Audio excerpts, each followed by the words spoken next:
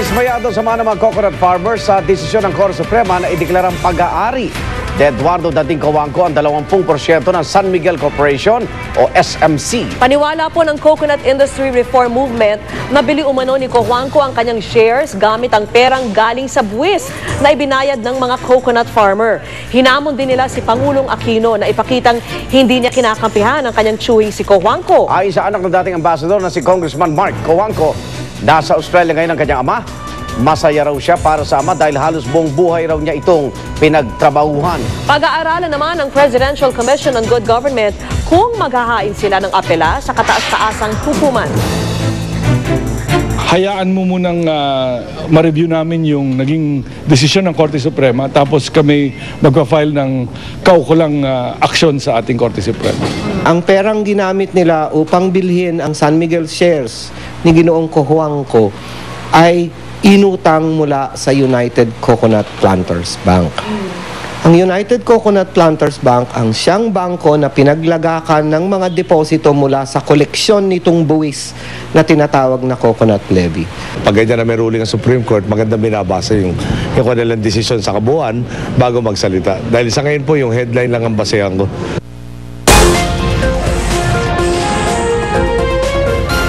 Sa Sports Aksi, dinumog ng boxing fans ang Wild Card Gym sa Los Angeles, California kung saan nag-eensayo po sa mabasang kamao Manny Pacquiao. At hindi lamang mga Pilipino sa Amerika ang dumayo sa gym, kundi maging ang mga foreigner. Pati mga may kapansanan, sinadya rin si Pacman sa kanyang training. Ang mga kalaban naman ni Pacman na si Sugar Shane Mosley, nagpakitang gilas din sa kanyang media workout sa Big Bear Boxing Gym sa California. Excited na raw siyang makasagupang 8th Division World Champion sa boxing ring. I'm looking forward to this event, Pacquiao. And I know he's a great fighter. I know he comes to fight, and you know, I'm just excited to be in there and make history. Sa mga mahilig mag-basketball dyan, tiyak na matcha-challenge kayo sa isang larong halaw sa basketball. Ang kakaiba lang po rito, pabilog ang court at ang ring nasa sentro. Yan po ang Cirque Ball na dinevelop ng isang Pinoy at nagtuturo raw ng mga positibong pag-uugali sa mga atleta. Ang report ni Mark Zambrano, una sa Saksi. Sa forma ng mga player na ito, aakalain mong simpleng basketball game lang ang iyong pinapanood. Pero ang kanilang hardcourt, talaga namang kakaiba. Ito ang larong Cirque Ball, isang kakaibang version ng basketball na nilalaro sa loob ng isang bilog na court. At imbis na magkabila ang dulo ang ring, isang cluster ring design sa gitna ng court ang ginagamit. Bukod sa dalawang basketball hoop na pinagdikit, may mas malaking outer hoop din ito na walang backboard. At kung sa basketball, tig-5 ang player ng isang team. Sa Cirque Ball, tig-6. Iba rin siyempre ang scoring. Pag nakashoot ka rito sa mas malawak na outer hoop, may 1 point ka. Pero pag sumupol ang bola mo sa primary ring, 3 ang puntos mo. Ang point system na yan ay para lang sa white and red zones. Sa mga outer zones, tanging ang mga bolang pumapasok lang sa inner hoop ang nakakascore. 3 points kung galing ka sa green zone. At 4 points kung mula sa blue zone. Bagamat nakabase pa rin ito sa larong basketball na mula sa Amerika, 100% konseptong Pinoy daw ang Cirque Ball na nagtuturo raw ng positive values sa mga naglalaro. You have 4 symbols of moral principles, yung heart, yung dove, the scale, and the hands. All of those symbolizes love, cleanliness, giving, the ability to give charitable giving, and also honesty. Ito rin daw ang napansin ng mga naglalaro nito. Moron siya, bigayan siya ng maglalaro. Yung kakaiba nga lang yung mga points niya, medyo mas mataas dun sa ordinaryo nating basketball. Yung pagbibigayan kada kuha ng bola. Ako si Mark Zambrano, ang inyong saksi. Kinagigiliwan ngayon ang mga tiger shark na bagong atraksyon sa Manila Ocean Park. Pero para sa Earth Island Institute, hindi raw makatarungang ikulong sa tangke ang mga pating. Saksi si Cesar Apolinario.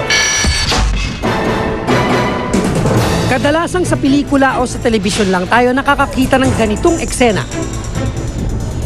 Pero ngayon, posible na silang malapitang maobserbahan sa Manila Ocean Park. At hindi tulad sa pelikula na pangingilabot ang dulot ng mga makikita nating shark's fin. Dito, excitement ang dala niyan sa mga nag-aabang na manonood. Pwede pa ngang makilangoy sa kanila para up close and personal ang encounter nyo with sharks. Sa halagang 900 pesos, makakapagsuot ka na ng Aquanaut Voyage equipment o kaya'y makakapag-scuba diving. Hindi naman dapat matakot na makagat ka dahil sasakay ka muna sa isang kulungan bilang proteksyon bago makisalamuha sa mga alagang sharks dito. Tulad ng tiger shark na pangalawang pinakamatapang na pating sa mundo at iba pang kalahi nila tulad ng nurse sharks, leopard sharks at white at black tip reef sharks. Pero para sa Earth Island Institute, hindi raw makatarungang ikulong sa tangke ang mga pating. Panawagan nilang pakawalan ng mga nakakulong na hayop at pabayaang mamuhay sa natural nilang kapaligiran. We do not recommend exhibiting endangered species anywhere because it will encourage the collection of these endangered species. Ayon sa Manila Ocean Park, kompleto naman daw sa permit at papeles mula sa Bureau of Fisheries and Aquatic Resources ang mga alaga nilang pating at iba pang alaga sa parke. Legal daw ang pag-aalaga ng mga isda na nakuha raw nila sa Luzon region. Ibinibida raw nila ang mga ito para mamulat ang mga Pilipino sa pangangalaga sa ating mga likas na yaman. Sa Manila Ocean Park, meron tayong 7 species ng pating.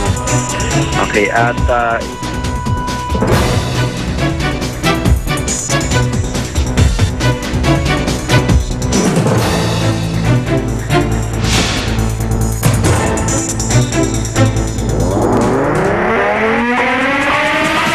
saksihan sa aming pagbabalik. Mga resort sa puso ng kabundukan ng Itogon, Benguet, dinarayo ngayong summer. At Filipino fashion designer na piling magdisenyo para sa reality fashion show na America's Next Top Model. Balitang hatid, nakita natin ang katotohanan. Sa sama-sama nating pagiging saksi.